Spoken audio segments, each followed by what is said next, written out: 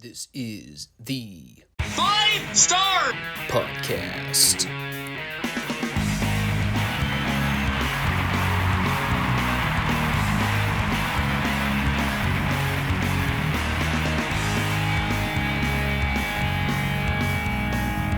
Let me talk to you.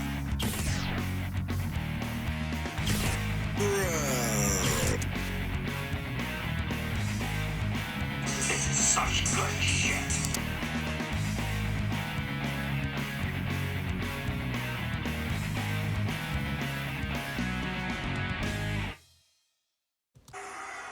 What do you guys want to talk about? Hey there, before I get into logistics about the show this week, I just wanted to take a few minutes to talk about something. It's a topic that doesn't pertain to wrestling at all, and while I know I don't really have the public platform to get a message like this out to a vast amount of people, it is a topic that I've tried to educate myself on as I've gotten older and a bit wiser, perhaps even just a little more cynical. And by the way, I want to sort of preface that statement. You hear a lot of people out there tell you that being cynical is a bad thing. For anybody out there that actually believes that, don't think of it so much as being cynical in a negative connotation. Think of it more as just being pragmatic. Understanding that there are certain features of our society that come with built-in lies about what should be and what ought to be versus the reality of what actually is. You know, not trying to get all philosophical and things like that. But I think a lot of people are too apprehensive to have that conversation, whether it's built out of fear, anxiety, what have you. You know, some people just don't like engaging in difficult topics because a lot of people don't like hearing the truth. I talk about that all the time when I sit here and rant about how horrible AEW's product is a lot of the time, or how bad a lot of WWE stuff is these days. Yes, I try to come on here and have fun and make this an entertaining show to the best of my abilities. But I am also trying to share my honest opinion about what I watch and what I see as a fan versus what a collective group of mindless sheep see when they're sold a bill of goods from a so-called wrestling expert or wrestling media and or wrestling journalists. But more so to the topic at hand. I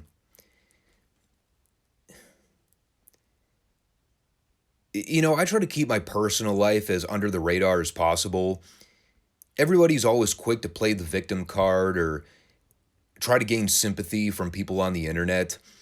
You know, we see that through social media, podcasts, television, radio. Pretty much anybody that's a public figure or has any kind of platform where they have a voice, if somebody wants to be the victim in a situation, they'll come up with any rationale to justify why. Everyone loves drama. You know, humans are naturally wired to sort of gravitate towards drama. It's just one of those weird things. And it doesn't just pertain to social media or people on the internet. You know, people in your daily life that you communicate with, whether it's family, friends. I don't know, it's just one of those things where as I've gotten older, I think I start to really understand why I have such a small and closed group of people with whom I associate. I don't have many friends. My family or my familial ties are limited. You know, I obviously have my mom and dad, and I still love them. You know, they raised me to be an upstanding citizen, and I at least try to uphold that. I use my left and right turn indicators when applicable. Unless I'm driving with a coffee in one hand, and in that case, it's all hands on deck. But the point is, I don't really socialize with a lot of people. I don't really date. I'm not on any social media. You know, I'm obviously here on YouTube and Rumble doing wrestling talk, but when it comes to the Facebooks, the Twitters, the Instagrams, the TikToks of the world, you know, the platforms where you kind of share information about your life, I'm just not about it. You know, I work 3 jobs. I'm a musician. I enjoy reading. I enjoy listening to podcasts. I just like sort of minding my own business and, well, bluntly put, I just kind of want most people to sort of fuck off and leave me alone. Stay out of my personal business. I'm very territorial that way, and I kind of always have been. And sometimes to my detriment. And I'm not afraid to admit that. I've been aware of being a little too overly territorial in the past, and it hasn't worked well for me. I've pushed some people out of my life. I've broken some bridges here and there, and it is what it is. I can't really rescind a lot of that, and life goes on. But there have been a lot of things in the last couple of weeks that have sort of opened my eyes to the reality that even the people that you sort of view as the ones you can relate to, the ones that you can have an open, honest conversation with about just about anything, the ones whose morals and values that you sort of share to some degree, even a lot of those people are full of shit a lot of the time. And it's like, who do you blame? Do you blame them for lying and falsifying an image of their persona? Or do you blame yourself for not being smart enough to see through the BS? I don't know. But it's frustrating because I don't like being the smartest person in the room. I want to know that I can surround myself with people that are smarter than me and have all the answers. Or at least more of the answers than I do. For most of my life, my dad's had the answers. And sometimes I can even dispute some of his notions of what ought to be versus what actually is. I mean, he's a very smart guy. Flawed, as we all are. But I just want you to think about that as you sort of go through life. If you take nothing else away from this show in terms of anything we ever talk about with wrestling, just hear me out on this overall message. Even if this gets viewed by, I don't know, all of 20 to 50 people, whether it's on YouTube or Rumble, it doesn't really matter. But just hear me out. Be cautious about the people you listen to in order to gather your information. Be cautious about the people you consider your friends or allies.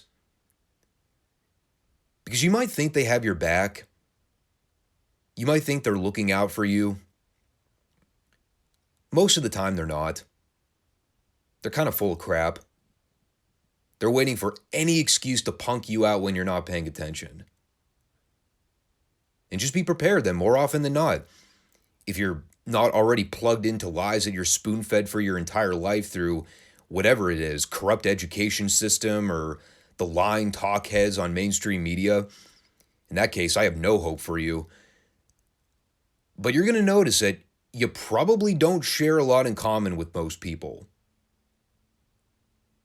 If, again, the caveat, if you actually think for yourself and you don't listen to what experts tell you, if you're trying to make rational decisions for yourself, if you actually sort of know what's going on in the world and you see what's going on and your eyes are open and you're actually viewing things for how they are. Even if you agree with people on morals or values, it doesn't mean those same people are always out to have your best interest. Doesn't mean those same people are the ones you would be able to bond with. Keep your window of communication open, but be careful of the ones you actually let through that window. Don't immediately assume that everybody's your friend. Don't immediately assume that everybody's going to be a lifelong partner. Again, being skeptical is not a bad thing. Remember that. Being jaded is not a bad thing. Being self-absorbed isn't a bad thing.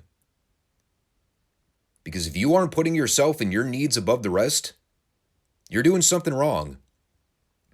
And I found that out the hard way many times over. Trust me. I used to be one of those people.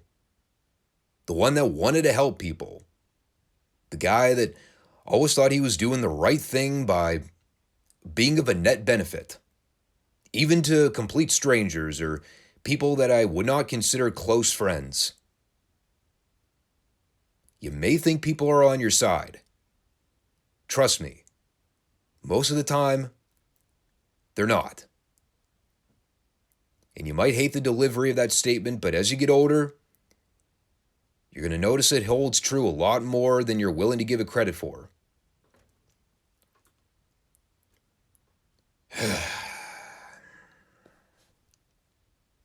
So with that, how about that wrestling podcast? Yeah, that's a thing we're still doing, I guess. If only I thought that long and hard about presenting a speech about Dynamite. It would be definitely more engaging. Instead, my Dynamite reports are about a quarter of that overall effort. Not for lack of trying on my part. It's for lack of trying on Tony Khan's part to actually put together a good wrestling program most of the time. See, there's that cynicism creeping in again. I'm sure all the basement dwellers are blowing up their keyboards right now waiting to curse me out. Wouldn't be the first time, but someone's got to spit some cold hard truths about AEW, and it ain't going to come from the Meltzer Magoos of the world. That's for sure. I kind of looked at Dynamite this week as a way to estimate what a possible Saturday show would look like if being operated by CM Punk. Again, right now we don't have a whole lot to go on. Nothing's been confirmed one way or the other. But if the rumors are true that AEW Collision or whatever the name of this new show is going to be, whatever they trademarked, if that's going to be the new show they end up booking for Saturday, if Punk is going to be at the head of the table overseeing most of the talent getting featured there, then I can't think of a more opportune time to cancel my commitment to having to watch this Dynamite garbage every week.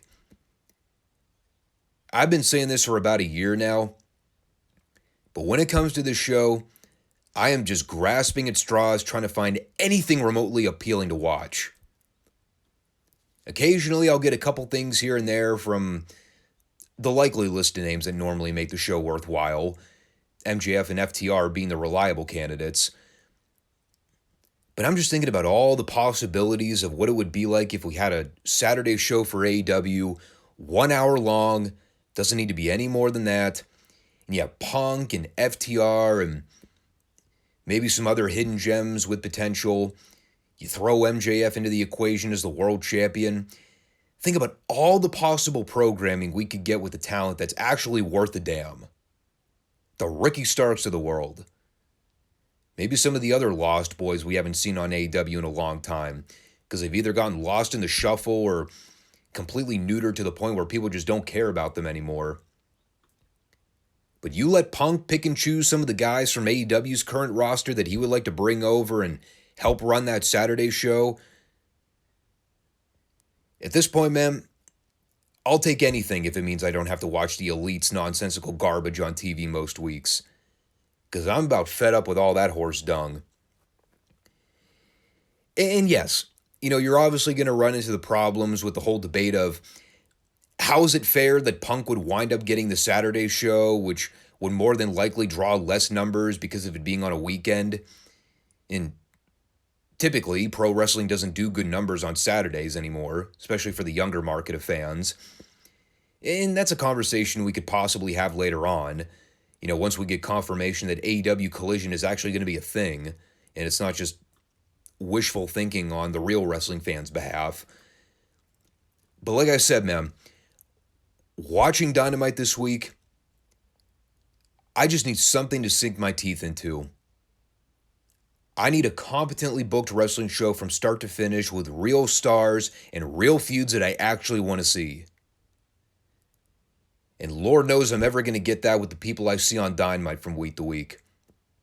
All of Tony Khan's play toys piled up on top of the EVPs and their friend group. And there are just so many problems with this show right now. And quite frankly,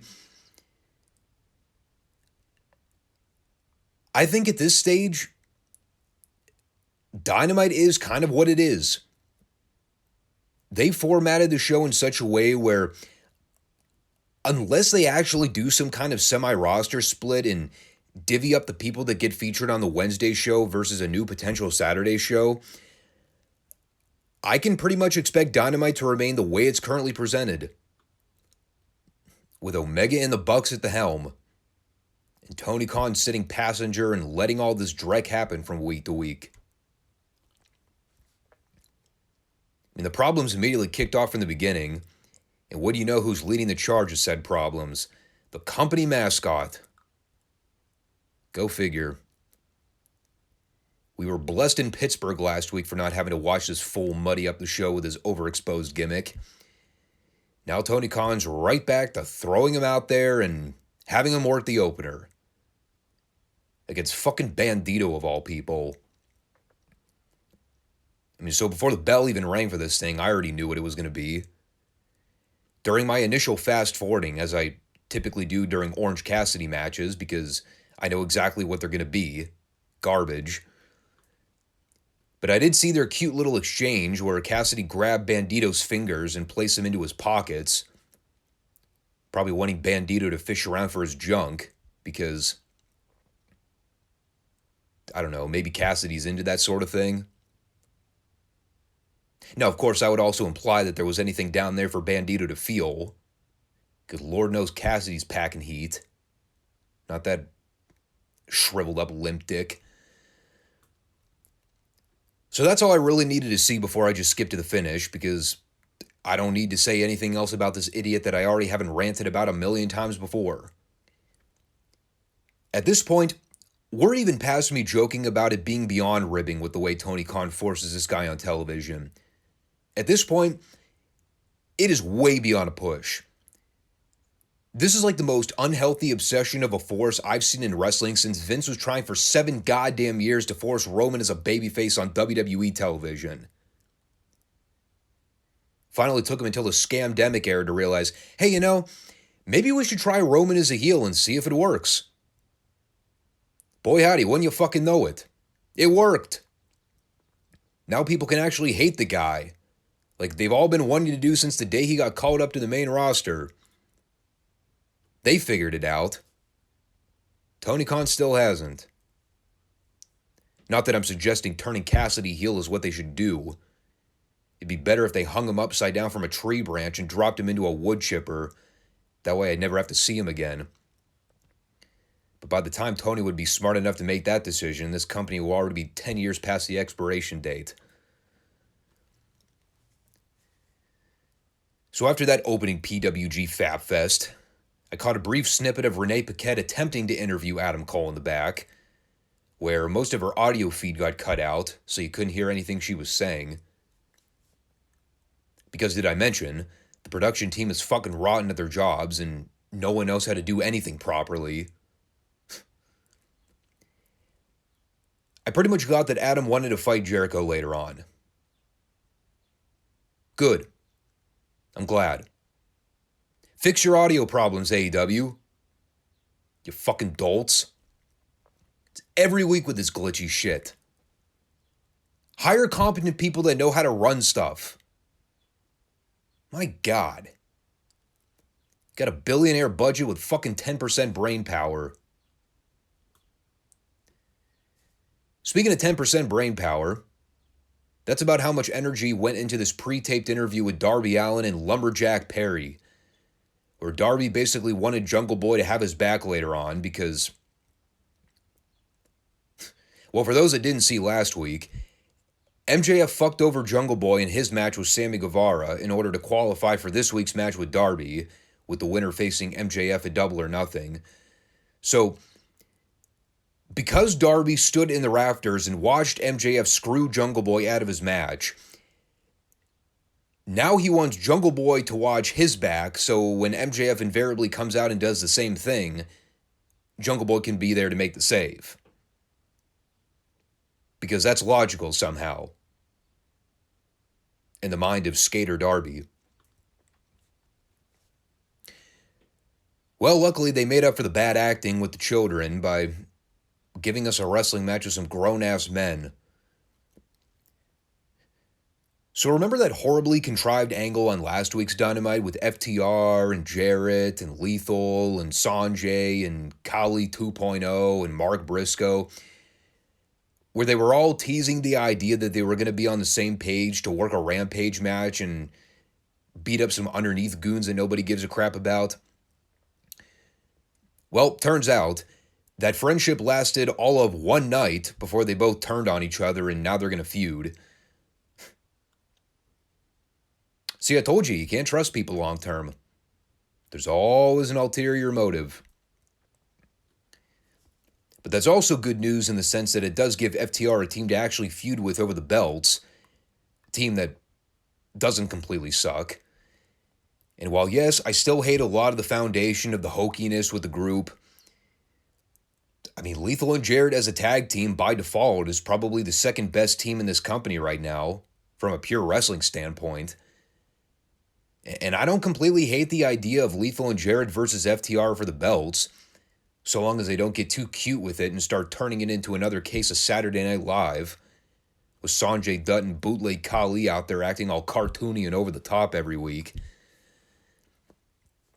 I mean, I suspect my opinion of this will change once we see it unfold more on TV, but here, as a straight match with Dax Harwood and Jeff Jarrett, it was good for what I saw. Very good, in fact.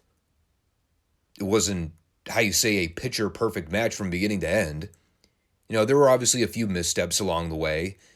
Jeff's not fucking Bret Hart in the ring anymore, so, you know, I wasn't expecting it to be the smoothest match.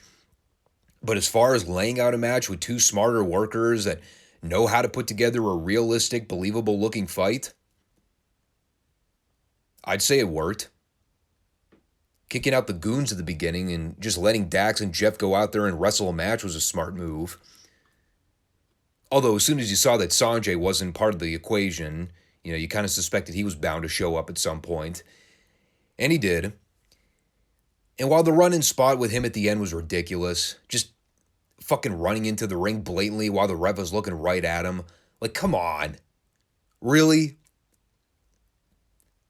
You couldn't just have Sanjay reach in, trip up Dax when he tried to give Jeff the suplex from the apron and just have Sanjay hold his feet down? You had to have Dax kick out so he could chase Sanjay into the ring, only for Jeff to then hit him with his stroke and pin him? Overkill much? Probably just so Jeff could hit his fucking finish too.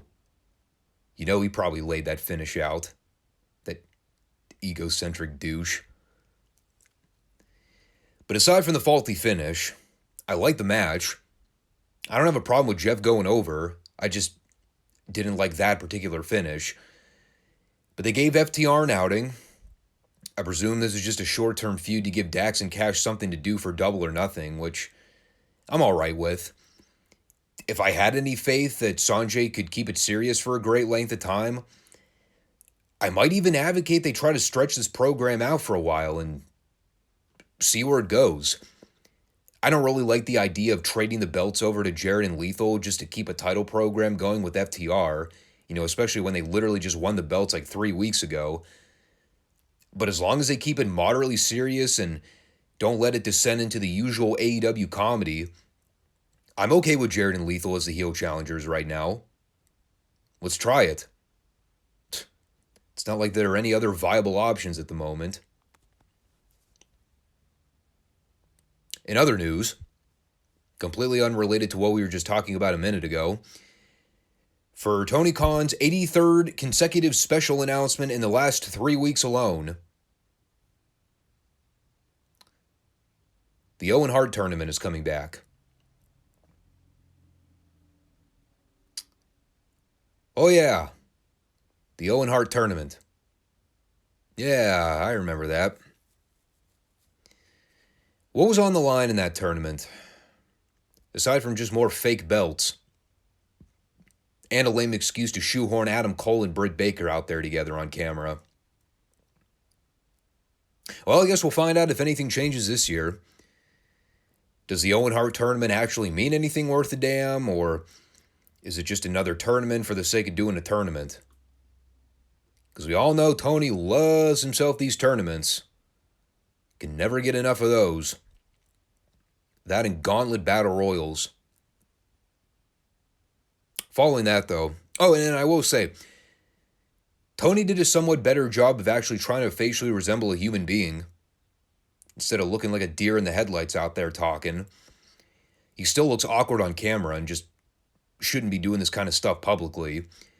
But remember, folks, baby steps with AEW. That is what we're aiming for. By the year 2027, Tony will officially be able to cut a 30-second promo on camera without directly reading into a teleprompter. Mark my words. Moving on, though. Wardlow beat some geek in like a minute for the TNT title. Or at least I presume it was for the TNT title. And of course, we all know that's after he just previously won it from Powerhouse Jobs. And, yeah, remember those Wardlow squashes from like a year ago when he would set up for the Powerbomb Symphony and everybody would shit themselves with excitement? Because everyone was really into the Powerbomb stuff and actually liked Wardlow beating ass. Yeah, good times. I know. Well, here we are a year later. Wardlow's out there powerbombing dudes, and he gets a very mild, lukewarm Wardlow chant, and the rest of the people just kind of sat there in silence. And then afterwards, Arn Anderson tried to dress him up a bit on the microphone, tried to provide some kind of haphazard explanation for why he is now randomly managing Wardlow from out of the blue for seemingly no reason. The answer is, I still don't really know. But while Arn is talking about how Wardlow's going to learn how to pick a guy's eyeball out and eat it, or kick a guy's leg out of his leg, or crack some chairs over guys' heads, well, who should come out right on cue but Christian Cage and Luchasaurus? A pairing that still exists because Tony apparently thinks he can somehow justify the Dinosaur's contract. In any case, they did a slow meander down to the ring so they could confront Arn and Wardlow, and then they basically cut tail and ran. Yet this is apparently somehow being designed to get me to want to see Wardlow feud with these guys over the TNT title. Which is, well, it's not really working well. And to be honest with you, I can't even really tell if the fault lies with the idea of the feud necessarily. More so, I think it's just the idea of me still being bitter about the way they punked out Powerhouse Hobbs last week. I mean, I hated the shit with QT. Like, that needed to die a death as quickly as humanly possible. But I still don't understand this title change for the life of me. Okay. So you took the belt off of Wardlow so that you could put it on Hobbs for 1 week just so you could switch it back to Wardlow. For seemingly no other reason than, well, Arn showed up from out of nowhere, so now we have to validate him being a mouthpiece for Wardlow. I mean, the whole thing obviously doesn't make a lick of sense, and the only people that'll try to justify it are the AEW sheep. Every other rational-minded person looks at that and says, well, yeah, of course it makes no fucking sense. And why would you expect it to? It's not like anything else Tony books on the show makes any sense. So why would this be any different? And all the while, those Wardlow chants. Long gone are the days that guy will ever amount to anything in the business. They missed that window of opportunity well over a year ago. But while they try and fail to rectify Wardlow, well, this MJF-Sammy Guevara pairing has been a moderately pleasant surprise. Mainly in that, not for a second do I actually buy that MJF won't fuck over Sammy by the end of it. But the whole slimy dirtbag heel affection between these two on camera, it's so artificially contrived, but it actually kind of makes it that much better. MJF's a fucking prick. Sammy's obviously a fucking prick. That's been well established if you know anything about the drama with him and Andrade from last year. But their chemistry together on camera actually kind of works. If you think about the idea that the two are such slime balls, they actually make for a perfect pairing. That is until Max evidently fucks him over and makes him look like an idiot. Now, with that said, was the pre-tape with them and Renee in the back dumb as shit? Oh, of course it was. It was hideously manufactured. But at the same time, it was so compelling because I'm sitting there thinking to myself, watching these guys play off each other, this is so over the top. I've got to see how MJF screws this guy over. It is so clear as day that Sammy is about to get fucked. I need to see how they actually pay this off in execution. And we found out after the next match who's getting fucked in this whole scenario. Spoiler, it ain't Sammy directly. But the whole thing where, they're bringing gifts to each other here and kissing each other on the cheek and hugging each other like condescending dicks. I mean, at the same time, it was beyond fake. But I also got a little bit of comedic relief out of it. So, can't say I hated it. It was the closest thing I ever came to liking anything with Sammy on this show, and pretty much ever. But tying that in with the top of the hour match, Sammy Guevara versus Darby Allin, with the winner meeting MJF at Double or Nothing for the AEW World title, which I guess we're now just supposed to refer to as the AEW World Heavyweight Championship. All right then. And obviously with the other added stipulation that if and when Sammy wins, he would advance to Double or Nothing so he can, quote, take a dive for MJF. Because any chance Excalibur gets to use insider terms on television, man, he jumps on that like flies to shit. Fucking Mark. How many times did he say that on this show? Like 8? Probably had an orgasm every time he said it too. Oh my god, if Sammy goes to Double or Nothing to face MJF, he's gonna take a dive! Nimrod. But beyond Excalibur's rotten commentary, remove any comments I have about MJF being relatively entertaining at the desk. You look at the match on paper. It's Sammy Guevara versus Darby Allin. You look at those two names, you try to imagine what that match would actually look like in execution. You pretty much saw almost a carbon copy of it. They did a million back and forth moves, not really much in the way of selling or trying to work a story of any kind. Just sort of doing an endless stream of video game moves and giving the fans a reason to all ejaculate themselves by seeing a bunch of cool flips. Of course, they also had to involve a table at one point, which Sammy voluntarily put himself through by giving Darby a 630 splash in plain view of Paul Turner, which did not result in a DQ. So what, I presume it was anything goes? Or maybe these people are just stupid. And, well, long story short, they have a standard indie match that also led up to a totally indie finish where, and by the way, I'm not making this up when I say this. After the table spot on the floor where it looked like both guys killed themselves, it took about a minute and a half for them to get right back up to their feet so they can continue to do more stuff until the angle at the end, where Darby tries to hit Sammy with something out of the corner.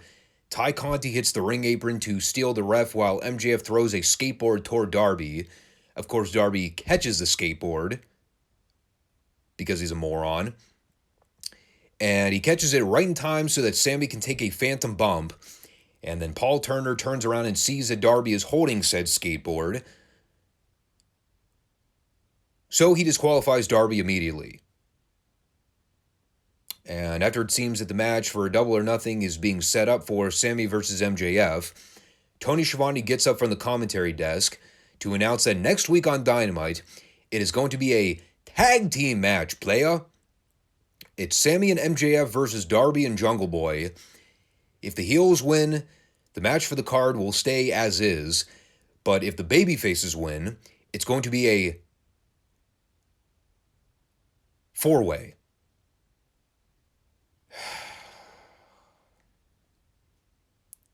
God damn it. God damn it. God damn it. Right as I was actually starting to think they were going to do it right. Silly me. Forgive my fucking bad judgment call. You can all admonish me in the comment section. At your leisure. So spoiler for next week, but yeah, I think it's safe to say we all know where this is headed. Again, I was really hoping for the straight title match with Darby and MJF. I have absolutely no desire to see a four-way, not especially after what I've seen with Darby, Sammy, and Perry in all these singles matches. The four-way to me just sounds like an utter disaster in the ring. I mean, we all know what it's going to be. It's going to be a giant schmoz of spots. Everyone's going to get in each other's way. It's just going to be bad times all around. I mean, I still kind of dig the dynamics with MJF and Sammy. You know, the two heels that are obviously playing each other and waiting to stab the other in the back, even though they're pretending to be friends. I actually kind of like that. But the four-way thing, man. Just can't get over that. They actually had something relatively clever with the whole Pillars tournament to crown one challenger for MJF. And to be honest with you, I wasn't even directly opposed to them splitting up the challengers over a period of like 2 or 3 months. Maybe you do Darby versus MJF one-on-one at Double or Nothing. You follow that up with MJF and Jungle Boy.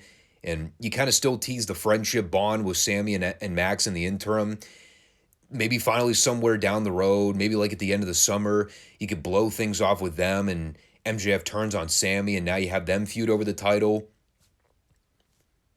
Could have given you like 3 or 4 months worth of programming just to play with there. But nah, instead they're all just going to blow it off in one fell swoop.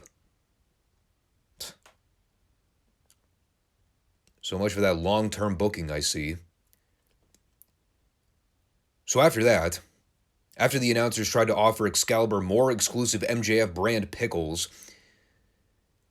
it's time for Adam Cole to come out and call out Jericho to a fight. After last week's Lifetime movie level acting with Cole being handcuffed to the ring ropes while his girlfriend took one of the fakest beatings I've ever seen from a kendo stick, now Cole's pissed. So he comes out there and does a fairly fired up promo on Jericho, telling him that he's going to beat him within an inch of his life, the whole deal. And of course, Jericho gets on the big screen and does the whole cheap heat thing where he says that he can't even dare to be in the same ring with a lowlife like Cole, watching his girlfriend get beaten up while he stood there and watched. But of course, he sends out his goons to do the deed instead. And again, this is where they kind of jump the shark with the whole run-in. Because while Cole's getting beaten down 4-on-1, who should come out to make the save? But the fucking company mascot and Bandito. Okay, keep in mind, the same two guys that just spent the first 20 minutes of the show having a fake outlaw indie match together, now all of a sudden they're just best friends running out there to make the save for Adam Cole. Keep in mind, too, if you can even stomach the idea of remembering it, wasn't that long ago when Adam Cole and Orange Cassidy spent like 8 months feuding. Evidently ended up with Cassidy beating Cole and pretty much being the nail in the coffin for that initial run with Cole in AEW when he first came in. That was before all the injury shit went down. Now I'm having to be reminded of all that nonsense again while we're in the middle of the whole Jericho saga too. Which also isn't currently lighting my world on fire with the way they've gone about presenting it on TV. But of course, that wasn't the real talk of the segment. The real talk was the fourth hand that ran in to make the save. Another one of Cole's former colleagues of the Undisputed Era, Roderick Strong, coming in hot with theme music and all. Despite the idea that I think this was supposed to be a surprise debut, I mean, it surely came off as a surprise with the way the announcers were talking about it. So, why he had theme music and a graphic to go along with it? Your guess is as good as mine. Everybody always seems to have new music and new graphics when they show up for the first time in AEW. So at this point, I kind of just expect it. But Roddy ends up cleaning house on the Jericho appreciators, lays waste to them all 5'8", 180 pounds of them, taking out Jake Hager like he's yesterday's trash, which I'm honestly fine with. You know, that guy's been a walking dumpster fire since his days in WWE as Jack Swagger. And of course, because he and Cole have the history together, they do the little stare down before embracing each other. So, at least Cole has some credible backup now. I don't know if Roderick Strong is going to be enough to save the feud with Cole and Jericho, but hey, if Kyle O'Reilly and Bobby Fish aren't going to be in the picture anymore, Cole and Roddy isn't a bad pairing for the interim. You know, at least a similar size stature will give Cole a more alluring presentation on camera. It's probably the only reason I never noticed how small he was in NXT, because he was always surrounded with guys like Fish and O'Reilly and Strong, where I never really noticed it all that much, because all four of those guys are pretty similar in build and height. And, you know, as far as Strong being in AEW now,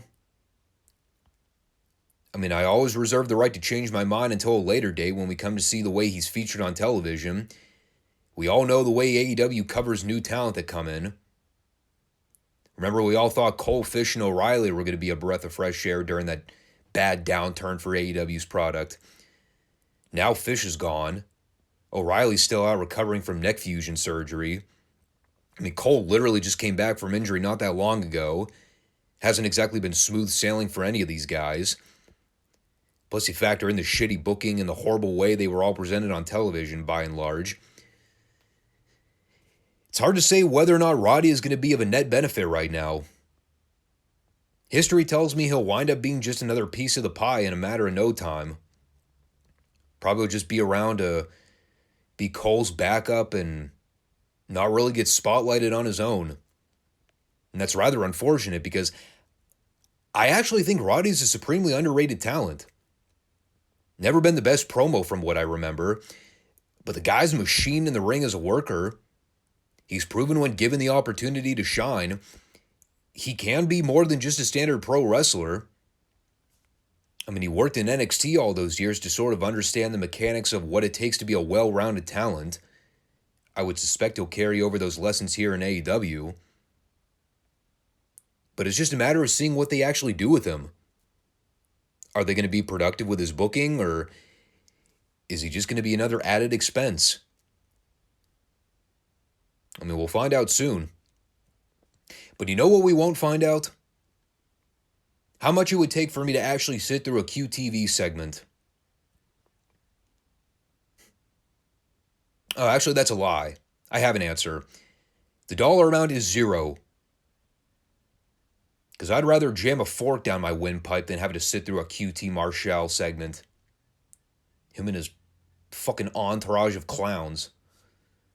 Ridiculous. And as we delve further into the depths of despair that is AEW's women's division, here's our weekly installment of ratings-killing television. And y'all remember when Taya Valkyrie showed up like a month ago and teased the feud with Jade Cargill? Remember we all thought she was actually going to give her a run for her money? For another one of their belts that nobody gives a fuck about because it's a joke? Just like most of the other belts in this company are jokes? Well, Taya got jobbed out to Jade. The match was hideous. It went for fucking ever. Jade has now wrestled 56 total matches in her career. She looks like she's out there wrestling match number 1. She has not improved one lick since I first started watching her, And it's been, what, going on 3 years now? I mean, she's changed her hair color more times than she's actually grown as an overall in-ring talent. And, like I said, Jade pinned her flat in the middle of the ring with an O'Connor roll-up. And Taya threatened to beat up Aubrey Edwards afterwards until the other refs ran in to stop her. So that was that. I mean, I almost fell asleep by the time the last few minutes rolled around. I still don't give a fuck about Jade Cargill or her undefeated streak, and I imagine I'm not alone in that, judging how a lot of people react to the women's segments in AEW. 56-0. And not one fuck was given. Or I don't know, maybe they were just hedging their bets for the main event, figuring it was going to be rotten enough to where they could just tune out after the women's match and it really wouldn't have mattered all that much. I mean, I almost just turned the show off as soon as they rang the bell for this thing, but I mean, I made it this far in the program. May as well just make it to the end. For anybody that has no clue what I'm referring to, if you actually put yourself through this, the main event for this week's show, I repeat, the TV main event for this episode, it's Kenny Omega and Takeshita versus the Butcher and the Blade. With that fucking pink-haired numbnut Kip Sabian at ringside with his girlfriend, too. Like, my God, seriously. I think after all these years, Tony would have found an excuse to cut that guy loose. That guy's been around longer than most of the old stale acts in AEW. Yet for some reason, that guy's still getting paid to do jack shit. Kind of like how Butcher and Blade are still around getting paid for little to no work. But hey, credit to them. They got a main event payout. The perks to being friends with the EVPs, I guess. If I sat here trying to recall any of the key spots here, my brain would probably melt from all the cells that poured out from my head during it.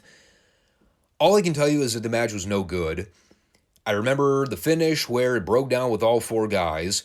Omega hit a big dive out to the floor onto the pile, and Takeshita got the win with something. I think it was a V-trigger. And then afterwards, we had the whole Outlaw Afterbirth stuff that just completely drained me of all life and mental capacity the moment it started until the moment it ended. It started with Danielson getting on the microphone and cutting the heel promo on Omega and Takeshita, trying to recruit Takeshita into the BCC because, I don't know, guess he thinks he has potential or something. In any case, it's all a ploy so the rest of the heels can come out from the back and attack the faces, the combat cucks, as I refer to them in my notes. And while they're beating up Omega and stomping him into oblivion, obviously you had to expect that they were going to involve the screwdriver here. And not even the kind of screwdriver that would help drown my sorrows. I'm talking about the implement. The flathead. No, I'm not talking about Moxley either. Anyway, so they go to tease hitting Omega with it, when who should come out to make the big save? Theme music and all, but the Beta Bucks. Because again, nobody can ever just run out to make the save for their buddies. Everybody has to have their theme music play. It's fucking WWE light shit. And then we had the stupid angle tease where the babyfaces are restraining one of the heels so Omega could tease using the gimmick. But for some reason, Takeshita gets in the middle of it and begs and pleads for Omega to have mercy on the poor fucker. My guess was that Takeshita got a little squeamish and didn't want to see guys gushing blood from their forehead for like the 98th consecutive week on this program. Regardless, play stupid games, win stupid prizes. The babyfaces all stopping the attack allowed for Mox to fire back on the Bucks, lay out Omega with the DDT, and then after the BCC tried to raise Takeshi's hand, he kept insisting that he did not want to be part of the group. So naturally, the heels turned and beat the shit out of him too and laid him out like a geek. Screwdriver to the head, blade job, the whole 9 yards. We did not see it on camera, but I think if you were actually at the building live, there were also shots of Moxley licking the blood off Takeshi's forehead and drinking his inner fluids before everybody left for the night. Also, I like the idea of one of the heels in this case making his own comeback, laying out all the babyfaces by himself, a one-man wrecking crew, and then the show ends with Takeshi looking like a fucking moron by letting his guard down. Every single babyface in this scenario, complete schmuck. Ridiculous. I mean, the whole thing sucked. Kind of figured it would. I can always tell you who's booking these things, judging by the way it comes across on television, or just in general, who's laying out the segments. I mean, we all know Mox is down for anything involving blood, gang beatdowns, and sloppy-looking street fights. So he's probably having a ball out there right now. The Elite probably think it's the shit because they're the one coming up with the material. You know, but I also knew from the moment this feud began that it wasn't going to be for me. Aside from poor Claudio, who's unfortunately getting thrust into the middle of all this, there's not a single person involved that I actually want to see on camera. Up to and including Danielson. I told you, the moment they took him out of the MJF feud and turned him heel, aligned him back with the BCC members again, I said, that's it. It's an automatic turnoff for me. I don't care what Bryan Danielson does. As long as he's affiliated with these guys on TV, I'm mentally checked out. And by the way, yes, I know they just turned on Takeshi here and beat the shit out of him, but I mean, isn't this kind of obvious what it's all leading to? Some kind of irrational swerve where Takeshi winds up joining the BCC. That way they can bring back Adam Page to make the triumphant save and they can do their whole Elite versus BCC 5-on-5 War Games deal. Because that's how you get recruited into the BCC, right? You beat the shit out of each other for weeks on end and bust each other open with tools, and then out of nowhere you become friends. Kind of the motto of the fraternity, if you will. So I expect Takeshi will end up turning sometime down the road. How or when, who knows? More important, who cares? But there you have it. So that was Dynamite. Another Wednesday night program in the book, and not much in the way of giving me any hope and promise for the big pay-per-view events coming up this summer. Double or Nothing is what, 3 or 4 weeks out from now, and I still don't know what the majority of that card is shaping up to be. Probably the 4-way for the AEW World title, which I don't want to see. Probably FTR versus Lethal and Jarrett for the tag titles, which, I mean, it's a fine filler program, but nothing earth-shattering. Cole versus Jericho, which is another feud that hasn't done much for me in the way of getting me excited, at least the way they've gone about booking it on TV. And I don't even know what they're going to end up doing with the Elite BCC stuff. I mean, would they actually do a War Games match on the Double or Nothing pay-per-view? Or is that something they'd end up giving away for free on TV like they did last year? I mean, hopefully it's not another one of those Anarchy in the Arena debacles like last year, where half the goddamn people involved got hurt as a result of it. But it's right up Mox's wheelhouse of nonstop chaos and pandemonium. So he'll probably get off on that. You know, everyone else is just sort of along for the ride. You know, right now that's 4 matches that are sort of the higher tier feuds of the card. Whatever else is there to round out the card is just sort of void filler. I also forgot to mention the Wardlow Christian Cage thing, but I'm still not exactly sure who's actually going to wind up facing Wardlow for the belt. Is it Wardlow versus Christian or Wardlow versus the Dinosaur? I mean, if it's the Dinosaur, good God in heaven.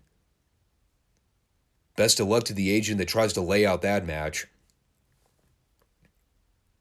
You know, and then of course there's the whole Forbidden Door thing, which, oh God, I'm dreading more than an old man dreads a prostate exam. After last year, the way that thing was presented on television for like a month straight, I mean, I didn't even know where to start with picking out the issues with all that nonsense. I'm sure this year will be no different, but at least now I'm sort of mentally prepared for it. But as opposed to last year, where it was just an endless string of chaos with me asking a million questions every week on who this guy was or who that guy was, why this guy's here, why that guy's there, who could possibly care about any of these feuds to begin with. And the whole card just turned out to be a bunch of mediocre B-level matches with AEW versus New Japan guys, where half the card was a battle of politics to figure out who was actually going to go over, which promoters didn't want their main guys to get beat. That's still a ways down the road. For now, I'm just kind of buying my time and waiting to see how everything unfolds with CM Punk. Again, I talked about this before. We can all sit here and pretend the shows are better off without him. But when you see the numbers these people are doing weekly, they need a star. Badly. Quite frankly, they need a total revamp of the way Dynamite is being presented right now. But I've been saying that for how long?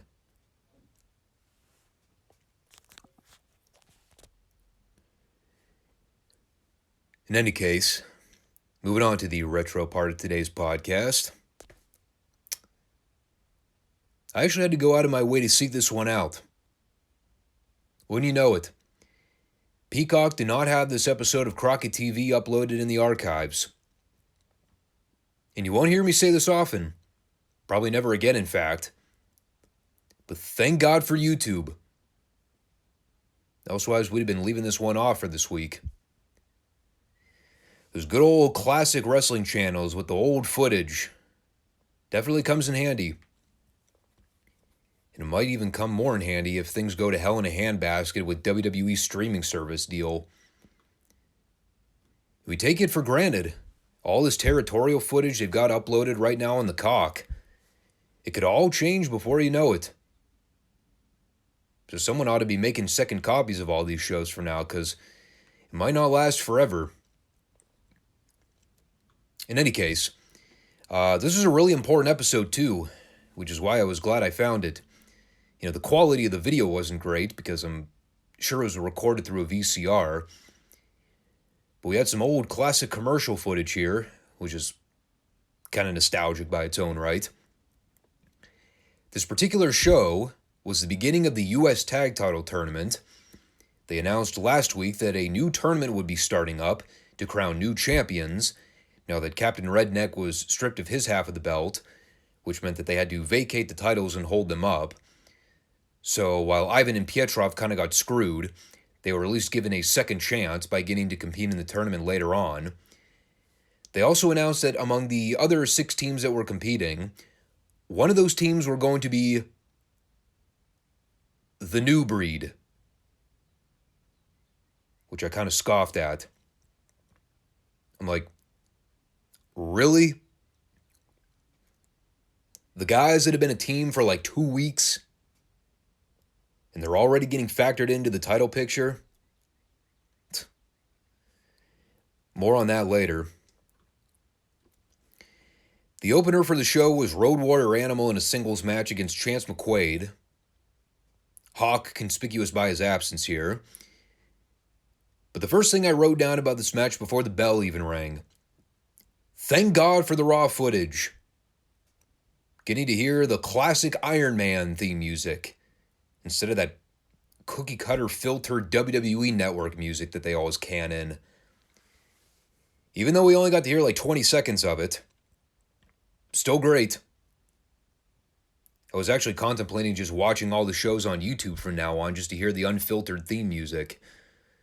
But, it is what it is. But Animal won with the lariat here. And then cutting to the booth, we had Animal and Paul Ellering doing a promo where they're talking about how they're the top of the food chain when it comes to the tag division in the NWA. Ellering saying that they've signed the dotted line for open contracts against any team in the world, but there are few takers. Meanwhile, Animal's doing some plugs for the local towns they'll be visiting. They got Daytona, Florida, and Phoenix, Arizona they'll be running spot shows in. And I believe it was Daytona where they said they're going to be doing the big six-man showdown. It's the Road Warriors and Dusty versus the Horsemen. So never explained where Hawk was during any of this. He was just sort of sitting this one out, apparently. Maybe he had a bad case of diarrheal explosion. I mean, we all know how intense the Legion of Doom are. But even Taco Bell's enough to put the toughest men down for the count sometimes. Moving along, though. By the way, I obviously fast-forwarded through a lot of the commercial material left in. Not that you all wouldn't be enticed by me plugging a Castrol GTX commercial from 1987, but I think I'll spare you the time. We came back for gorgeous Jimmy Garvin versus Mike Diamond. Once again, great to hear the old sharp-dressed man ZZ Top music instead of that generic WWE music. Of course, Jimmy's first course of action here is to plant a big old kiss on Precious, just to stick it to the Nature Boy. Not really a whole lot to say about the match. I did like the comedic timing of the fans chanting, "Brainbuster!" So, of course, Garvin, the babyface, responds by immediately putting Diamond in a chin lock. I'm like, damn. If only Jimmy was still a heel, that would have been perfect. Now, of course, he hit the brainbuster like 20 seconds later. Still, I thought that was funny. But the next thing we had in the studio was round one of the U.S. Tag Title Tournament. It's Ivan and Pietrov versus Ron Garvin and Barry Windham. As noted at the top of the show, two former U.S. Tag Champions. Garvin and Windham being the former babyface champs before losing the belts to Murdoch and Ivan on TV a couple months back. So now we've come full circle to these guys having another match on TV, over the same set of belts too. Just take Murdoch out from the conversation. And while Pietrov is always going to be a handicap to these kinds of higher profile matches because, well, he sucked in the ring, it was still a good match. You know, keeping him on the apron as much as possible and letting Ivan do most of the work. That was a good choice. And it was good, too, because it meant that we got to see more slap exchanges between Ivan and Ronnie. But very simple layout with the way they went about doing this. Early babyface flurry with Ronnie and Barry. Double extended heat on Ronnie and Barry throughout the match independently. At one point, they came back from break with Nikita Koloff at the commentary booth doing some color. This is when the Russians were beating on Barry. You know, the one thing you always notice about these kinds of TV matches is that when given time, boy, do these guys sweat like motherfuckers. It's crazy. I could sit in a steam room at the gym and not sweat as much as these guys did. Now, granted, they were working twice as hard as I do when I'm just sitting there in a hot room unmoving, but still, even in low resolution, you could see the sweat dripping off these guys. But Barry did a great job selling during the latter portion. Got the big hot tag to Ronnie so he could get in there and wreck shop for a minute. And then we get the finish. Ronnie decks Ivan with the right hand. Gets broken up on a pinfall attempt from Pietrov. And while the ref is dealing with all four guys in the ring, Pietrov wraps the Russian chain around his wrist and lays out Ronnie. And right as it looks like the heels are going to steal the win, Nikita, who saw everything go down at ringside, gets into the ring, and he stops Teddy's count. Because that also apparently was not grounds for DQ. Just running into the ring and stopping a ref's count when you're not involved in the match. But I guess because Nikita's a babyface, Teddy was willing to be a little lenient with the call. And I love this too. Nikita explains everything that went down with the Russians cheating by trying to use the chain. So the referee, taking the babyface's word for it, calls for the bell and declares Ronnie and Barry the winners. Doesn't even need to see the footage to clarify what happened. Nikita just tells him what the heels did, and Teddy sees that Ronnie's down for the count selling his head, and he's like, good enough for me, ring the bell. Just like how wrestling used to be, when the officials could just assume that the good guys were telling the truth and the heels were invariably going to cheat. Don't even need to show the instant replay. And while they had the fun little post-match angle where the heels try to gang up on everybody, including Nikita, you got Pietrov holding down Nikita so Ivan could whip him with the chain, but Ronnie swoops in and grabs the gimmick to run the heels off. Probably as a shoot. Ivan probably took one look at Ronnie with that chain and said, fuck that dude. That guy is swinging for the fences. I'm out of here. So they all powdered. And they took a couple minutes to recap everything that went down while the babyfaces headed for the back. Like I said, very good TV match. You know, the stuff with Nikita was good considering his ongoing beef with Ivan and Pietrov. So, you know, they were tying some stories together here, which was good. But, yeah, no complaints with that segment. And then they followed that with a Lex Luger squash against David Spencer. I noticed this program is severely lacking in a lot of promo material. A lot of wrestling early on here. But we were almost an hour into the show to this point, and I think we had, what was it, that one promo with Animal and Ellering looking back? Oh, anyway, I wrote pretty much nothing down about this. Luger won with the rack, then he flexed. It's pretty much all you need to know. Then we go to the booth for an interview. And it's the fucking New Breed. I'm like, dear God, seriously? After their promo last week, I was quickly reminded of all the wacky stuff they'd be doing throughout 87. And we're only scratching the surface now. Just wait until the infamous robot incident. And I think the studio crowd kind of summed up my thoughts while Sean Royal and Chris Champion were muttering on about God knows what. Quote, we don't want to hear it. Unquote. Agreed. They said they were going to deal with their problems 2002 style. They called Handsome Jimmy a prehistoric has-been. I believe Champion also called the Rock and Roll Express midgets, which I was reminded of was still politically correct to say back in the mid-'80s. And, well, yeah, this promo was fucking awful. They said they're looking forward to shooting their opponents through the time-space continuum. I wish they'd have shot this gimmick through the time-space continuum. But getting past that, we came back for a J.J. Dillon Lex Luger promo, which wasn't much better than the New Breed promo, but at least this was semi-comprehensible. JJ was talking about how he severely underestimated the value of Lex Luger's contributions to the Horsemen, saying that he had to hire 2 secretaries just to keep up with all the finances and the money Luger was bringing into the group. Meanwhile, Luger's talking about how he gets bombarded with all the men asking how they can wind up with a body like him, saying that he doesn't do any special diets or any special training regimens. He's the most genetically gifted athlete that God put on the planet. Or, you know, could be other things. Anytime a jacked up dude tells you that he's all natural, throw up the red flag. 99% of the time, he's full of shit. Anyway,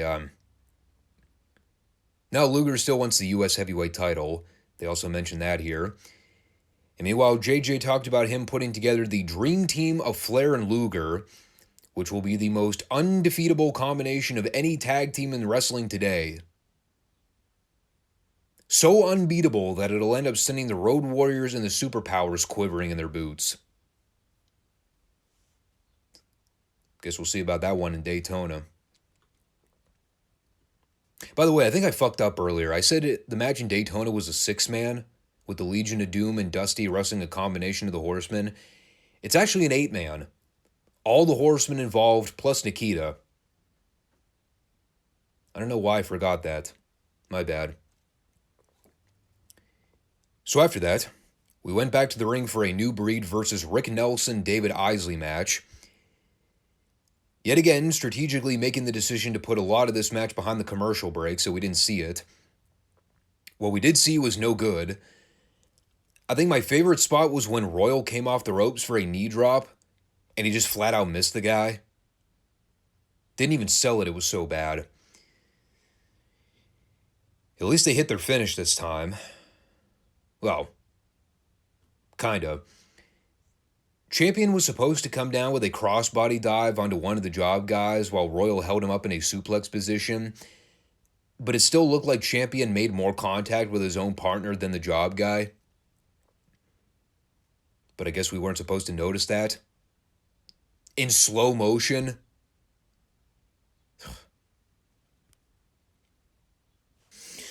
Yeah, not a fan of this New Breed gimmick, if you already couldn't tell.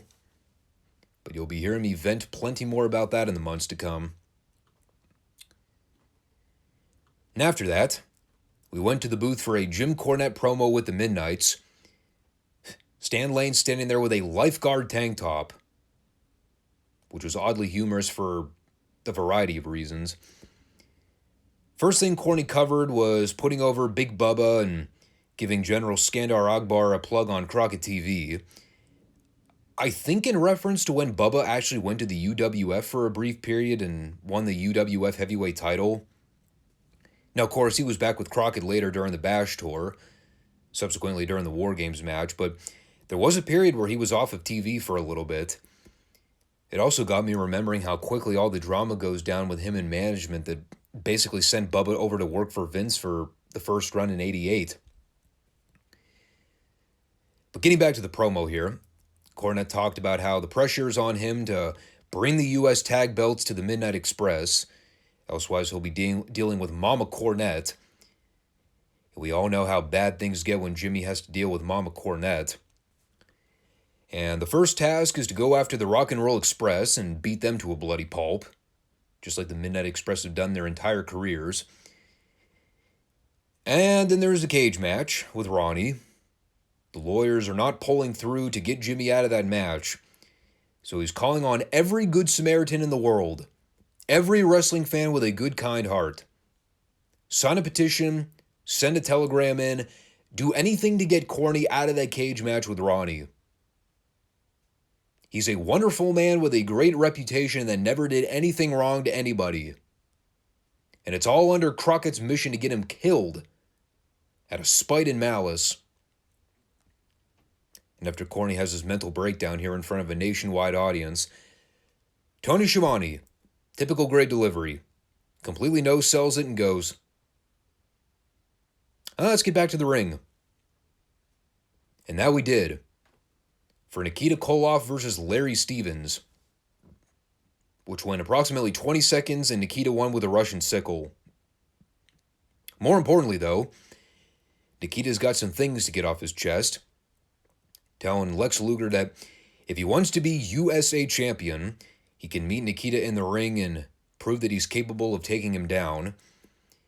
In the meantime, Dick Murdoch can hide out all he wants because the neck brace is off. And whenever he decides to stick his nose in Nikita's business again, he'll be dealt with personally. He also informed us that the Russian chain matches with him and Ivan have been signed, sealed, and soon to be delivered. Then we came back for an Arn Anderson promo, saying he's not out here to spit BS about cars, luxury items, and women. He's here to talk wrestling. The 8-man tag team in Daytona is going to be the measuring stick for what constitutes the cream of the crop when it comes to wrestling. He says the Road Warriors and the Superpowers may be bad, but the Four Horsemen are more than just a team of guys. They train together, they eat together, they sleep together. Creepy. But more importantly than all of that combined, they sacrifice together. It is not about ego when it comes to the Horsemen. It's about getting their hands raised at the end of the match. It is about winning. And when the people buy a ticket to see the Horsemen take down the Legion of Doom and the Superpowers in Daytona, it is going to be a bloodbath. But well worth the price of the admission. To which I said, after this was all over, man, now I kind of want to buy a plane ticket to Daytona to watch this match live. I would also need a time machine, but I think you see what I'm getting at. That Arn Anderson guy, pretty fucking great promo. As we came to learn on last week's Dynamite, where he's still the best promo in today's business. And he hasn't been an active full-time worker since 1996? It also makes it incredibly hard to hate him when he's that damn good of a promo. But he sold this 8-man tag better than I've seen any major wrestling company sell a pay-per-view in 15 years. Back when they did it right. From there, we cut to the ring for Bullet Bob and Brad Armstrong versus Alan Martin and Randy Barber. Another set of guys that will be partaking in the U.S. Tag Tournament. Fine little squash. I did like how everybody seemed to color coordinate so that everybody here was wearing blue. In the case of 3 of them, wearing practically the same shade of blue. Only thing I wrote down was the finish. Bullet Bob hit some kind of move that may have resembled a suplex, but it really wasn't. He hit a running chop off the ropes so that he could tag in Brad and hit the leg sweep takeover for the pin. That was mildly tame in comparison to the next match, which was Ravishing Rick Rude and Manny Fernandez versus Bill Tab and Lee Peak.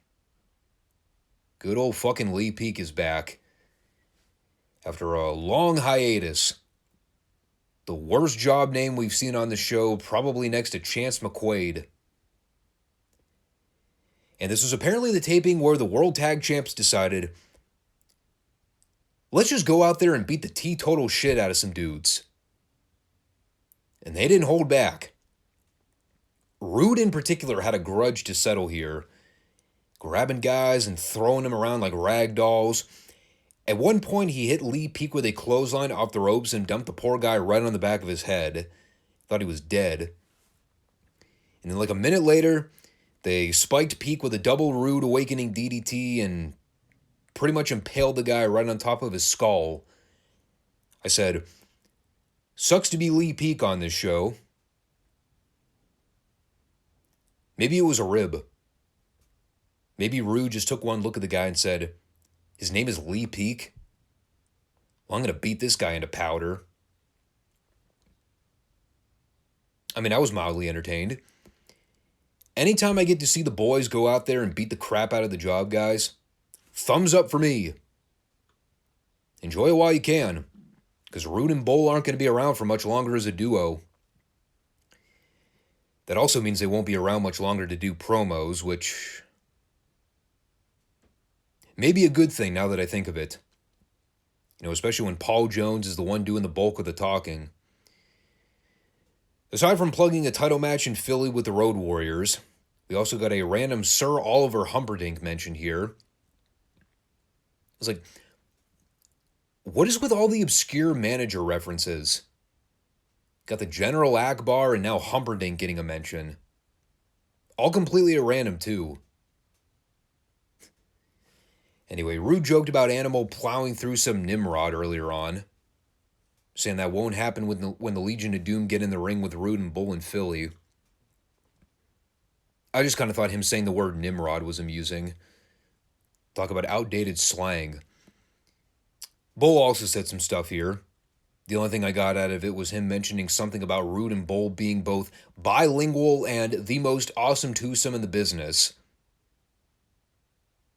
And it did kind of hit me listening to this promo, though. We've been talking about how Rude and Bull were just sort of thrown together as a team at the end of '86 because Dusty ended up needing another set of heels to hold on to the World Tag Belts, not named the Midnights. Am I crazy? Or have Roode and Bull been the most feckless world tag team champions in the history of Crockett Promotions? And I don't even mean that as an insult to either guy, but seriously, has their title reign amounted to anything? We rarely ever hear about them defending the belts. If they do, we never actually see it on film. All the while, their promos are total nothing burgers a lot of the time.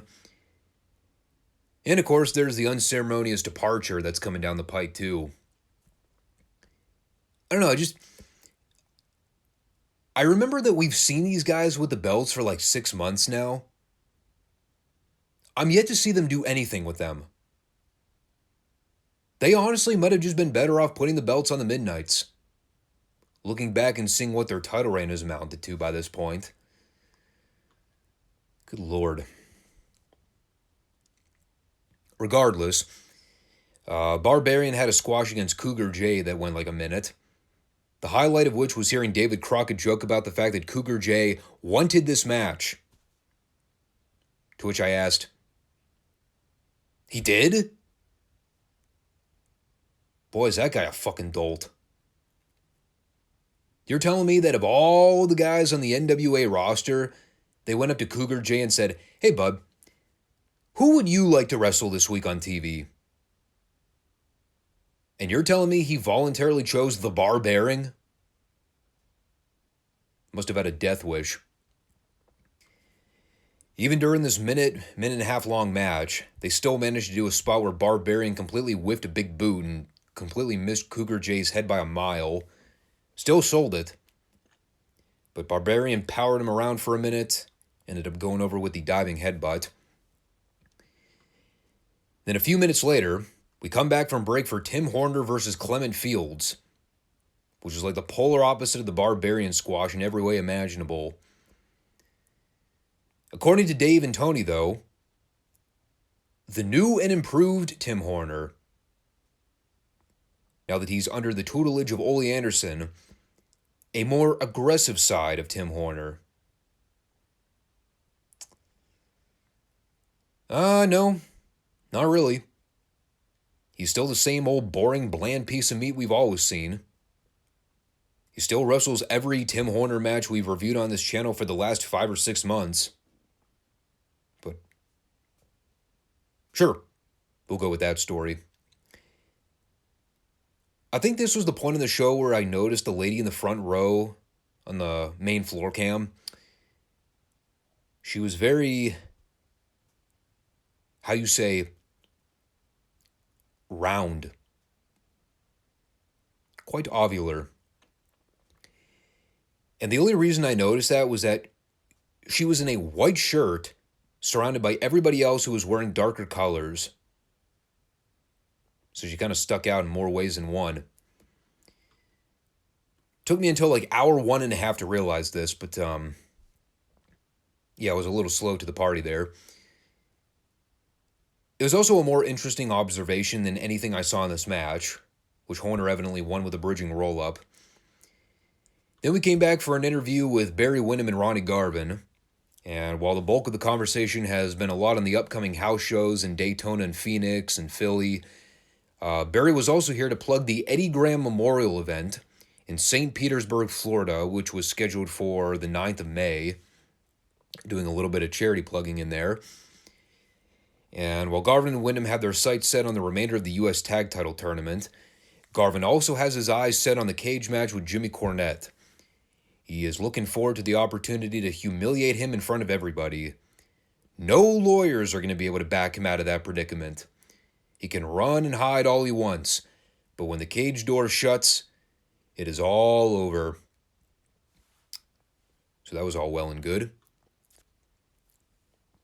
And real quickly here, just to sort of put a bow on the show, there was a Lasertron squash against Vernon Deaton that went a couple minutes. Lasertron won with Manny's old flying burrito finish. 2 minutes of complete nothingness. And then we had a closing JJ Tully promo. And JJ's plugging the Daytona show one final time. Also restating some of his promo material from earlier. talking about how Luger's been such a financial success to the Horsemen that he had to hire two personal secretaries to handle all the paperwork. But a guy like Tully is so successful, JJ's doing a little job searching right now to try to get Tully a secretary of his own.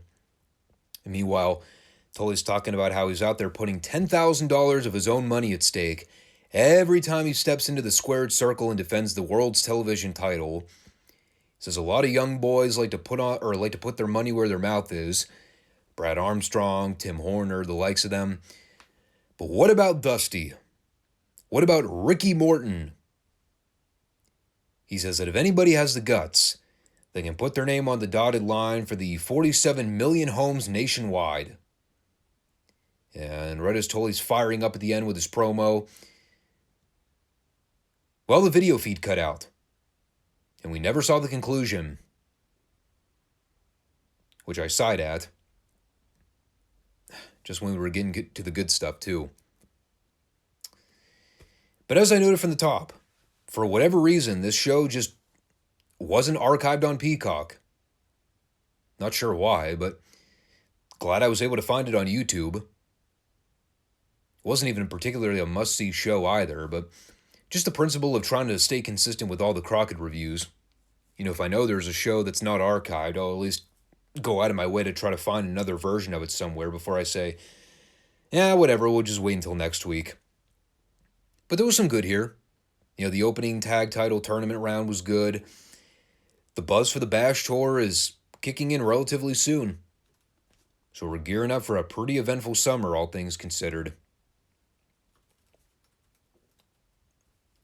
And then there's World Class. Sponsored by, according to Bill Mercer, Modern Art. What was it, Modern Art of? Hell if I know. Kind of resembled one of those jungle gym gizmos you find at the kids' park.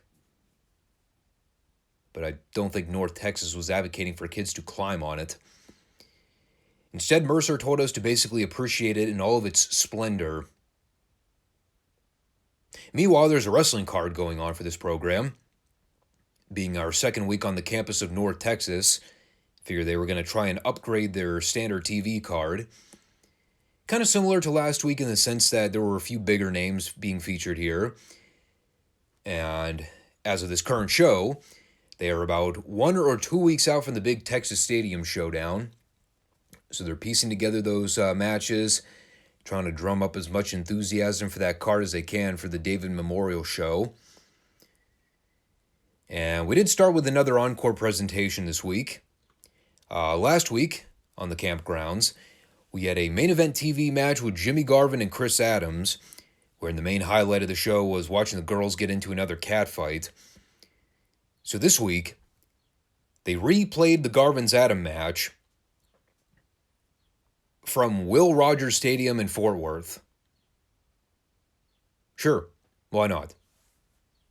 Seems logical to me. Kidding aside, I think they wanted to specifically air this match to show the finish where they recently did the title change for the American Heavyweight title. Mercer mentioned in passing last week that there was a title change to Garvin, but we did not actually see the footage of it. So they showed us the final 5 minutes or so here. They were already about midway through the match by the time the tape aired. You know, followed the regular format of most of the Garvin-Adams matches we talked about. The one last week was more of a Chris Adams showcase, and this one was more of a 50-50 back-and-forth layout. A seesaw match, to use a Vince quote. The excitement level didn't really pick up until, shock of all shocks, the girls got involved again. Adams ended up dumping Garvin for what kind of resembled a tombstone pile driver, but he just kind of pancaked Garvin forward instead of dropping him on his head. DDP, I think, used to use that move in WCW. But there were some shenanigans where Garvin tried to hold down Adams for a pin, but Precious kept swiping at his boot to get him away from the ropes. And they kind of went through a series of spots where the girls kept distracting David Manning, so whenever Garvin or Adams would go for pin attempts, Manning wouldn't be in position to count. And it all kind of came to a head when Adams had Garvin in a bridging pin, But while Manning was dealing with Sunshine, Precious snuck in and sprayed Adams with her gimmick. And while Mark Lorenz was insinuating that they were running low on time, that is when Garvin immediately hit Adams with a belly-to-back suplex and pinned him. And probably my favorite spot on the entire show, right as they're announcing Garvin as the new champion, Sunshine immediately hits the ring to tackle Precious. And again, the catfight is spilling out all over the place. I also like the conclusion where David Manning got on the house mic and told everybody that he's going to go to Fritz Von Erich personally to ensure that the next time Garvin and Adams wrestle, there will be no way for the girls to interfere. Because he's sick of their bullshiz. Thinking to myself afterwards, yeah, about that. How many matches have Garvin and Adams wrestled?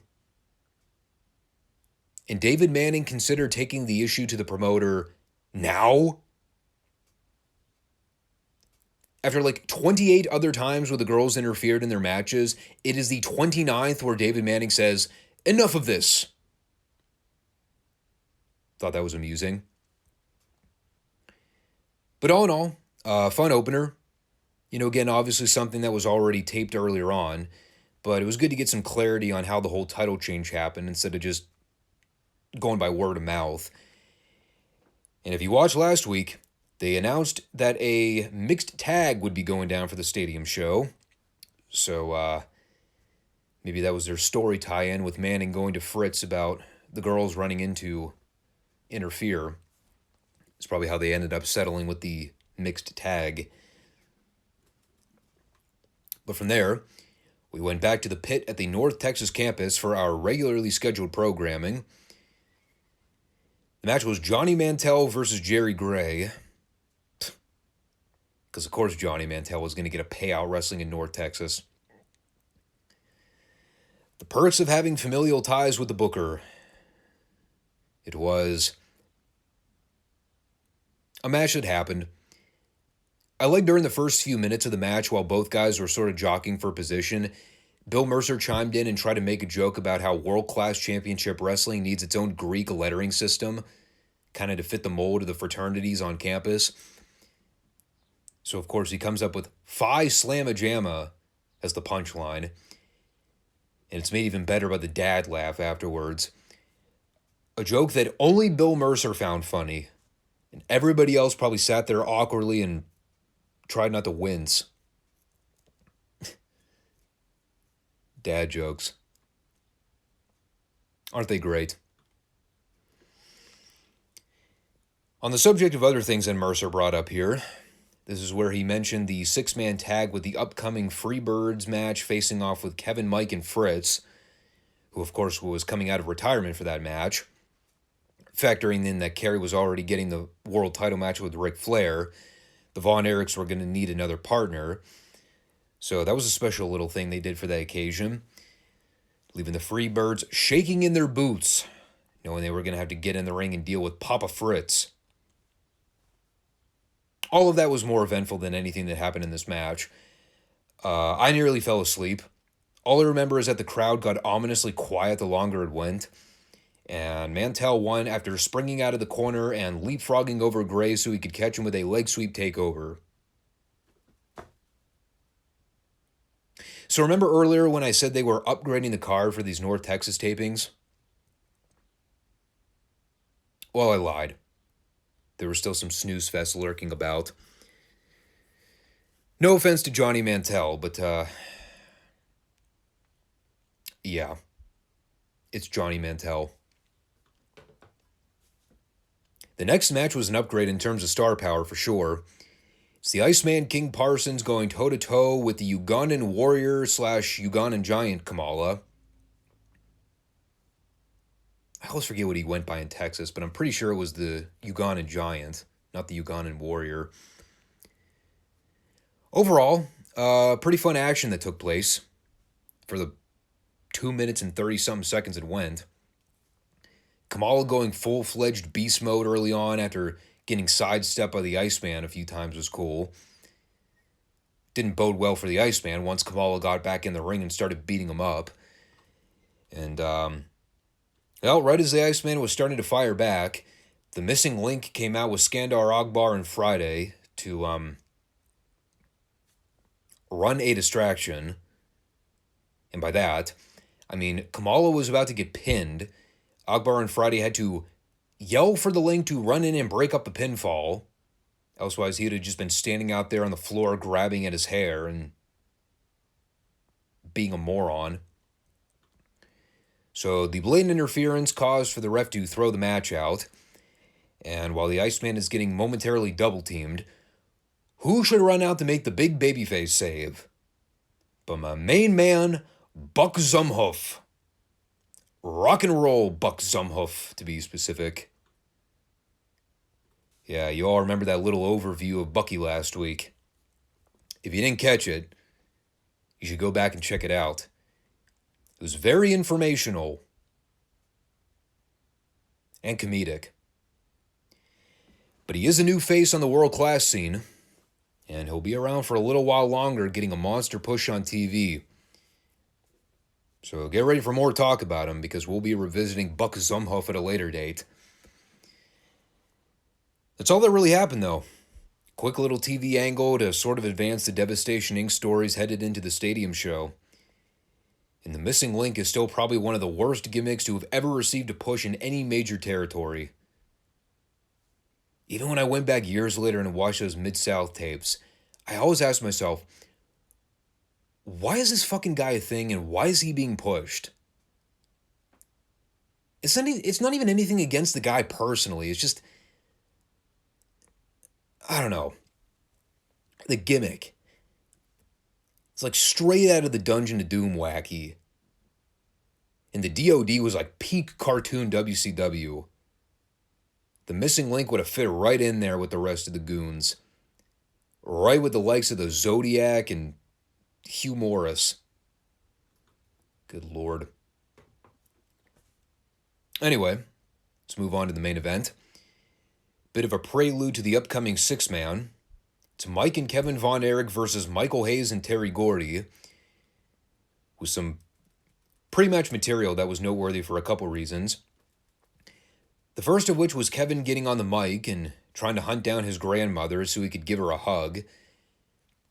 Conveniently, she was standing like 10 feet away from ringside. So that saved Kevin the trip of having to scour the entire building for her. The other funny moment was right as the Freebirds were making their entrance. They get into the ring and they do the close-up on Hayes so he can hear him trash talk the Von Erichs. And one of his quotes was, "Why don't you bring it? Ain't nothing between us but air." Goof. And had they just capped it with the first part of the dialogue, that would have been great. But just the simple finish at the end of that statement where he has to pause and say, "Goof." That actually got me. Would have been better if he said bitch instead. But I don't think that would have made the cut. They would have censored that. Good stuff with Hayes' promo work early on. Intentionally trying to coerce Mike to get in there so he can make an example out of him. It did evidently mean that he would have to sell for some of Mike's offense, and that was a bit dodgy. The whiffed dropkick spot about a minute in. Yeah. It was quite noticeable. As per usual with most Freebirds Von Erichs matches, it's all babyface control early on. Although we did get the heels cutting off Kevin in the prelim stages, which was interesting. Gave Hayes ample enough time to work the people over and piss them off. And eventually Kevin was able to break free from the heels' control and get Mike to tag so he can make the initial save. Somewhere during the initial comeback on Hayes, Mike tried to hit another dropkick, and I can't really tell what happened. Whether or not he sort of grazed Hayes' arm and Hayes forgot to sell it, or it just looks so bad that Hayes is like, "Nah, that doesn't work for me, brother." So he just started going after Mike and took control again. Either way, I think we've established pretty early on here that standing drop kicks, not Mike Von Erich's forte as an athlete. I mean, his punches also looked horrible, especially in there with Gordy. Gordy oversold way too much to try to make some of that offense look good. God bless the guy, though. He was a big man, but he was a hell of a bumper. He did sort of make up for it with the head scissors spot where he dragged Gordy's face across the ring mat while keeping his legs locked around his neck. That was quite innovative. I also liked how after he tagged in Kevin, one of Kevin's first moves he did to Gordy was a drop kick off the ropes, probably turning to Mike and going, "That's how you do it, son." The timing was impeccable. But as they're going back and forth at the end and trading some spots, it ended up breaking down with all four guys. The heels did the double Irish whip spot, sending Mike and Kevin into each other. So they worked them over individually for about a minute or two. And probably the best visual and camera angle caught on the entire show for the finish is Kevin whips Gordy into the corner buckle after literally seeing the entire ring shift about 3 inches to the left off of Gordy's impact. Kevin then hits a flying crossbody attack onto Gordy for the 3 count. And the hometown hero celebration was cut short after the heels jumped the Von Erichs and laid them out. A rare moment where we don't actually see the entire babyface locker room empty out to save the Von Erichs.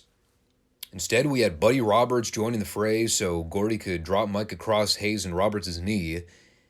And while Mike was selling the ribs, the heels all powdered and left relatively unscathed. Pretty good heat angle to build up the hype for the 6-man tag in a couple weeks. Again, anytime Hayes gets to act like a dick on camera, it's a win.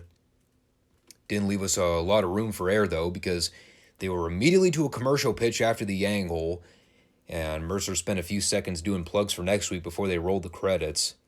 So they were kind of pressed for time on this one. But there's some give and take here. A lot of it, again, is setting up the memorial event, and the card is pretty much set in stone by now, even if there are a lot of prelim matches that haven't been announced yet. Plus rock and roll Buck Zumhoff. Never going to get over that. I'm sure there are some people hearing me butcher the pronunciation of that right now, and they're having roid rage at the moment on their keyboards. If I am pronouncing the name wrong, sorry. Never said I was an expert in the business. I know what I know. And this Buck Zumhoff fellow was now part of my childhood viewing experience, but apparently he ends up being a big name in world class for a short period of time, but get ready for more of it. Anyhow, I think we're good on the cap there. So what do we got coming up? Big events, eh? No, I think this is another standard weekend. We'll have the Retro Raw and the SmackDown show. Is it next week? I think the Backlash show is. I literally looked this up on last week's podcast. Yeah, it's Saturday, May the 6th. Okay, so that would be next weekend. So we'll have that to add on to the Monday show. But until then, we'll catch you guys on the flip side. Thanks for watching. Take care. Peace out.